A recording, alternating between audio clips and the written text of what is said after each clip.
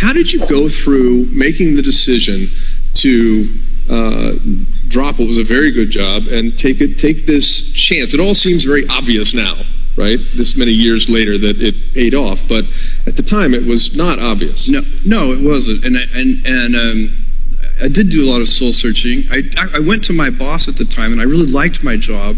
And I told my boss I was going to go do this thing, start an internet bookstore, and my wife I'd already told my wife, and she's like, "Great, let's go." And I said to my boss, "I was going to do this." He's like, "This is a good idea." He says, "I think this is a good idea, but it would be an even better idea for somebody who didn't already have a good job." And that sort of made some logical sense to me, and he convinced me to think about it for a couple of days, so I went away. And I was really trying to get my head around how to think about this. And I think, for me, the right way to make that kind of very personal decision, because those decisions are personal, they're not like data-driven business decisions. They are, what does your heart say?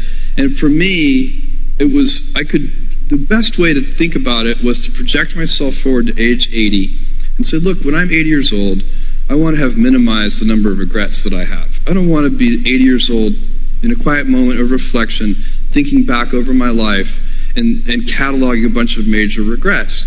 And I think that regrets, our biggest regrets, in most cases, you can murder somebody, okay, you'd regret that. But in most cases, our biggest regrets turn out to be acts of omission.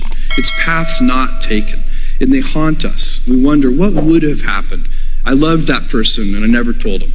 And then they married somebody else. I didn't do this.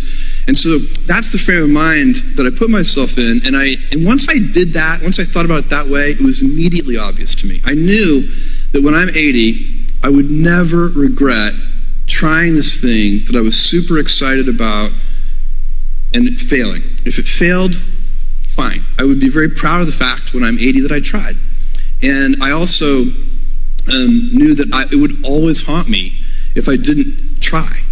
And so that would be a regret. It would be a 100% chance of a regret if I didn't try, and basically a 0% chance of regret if I tried and failed.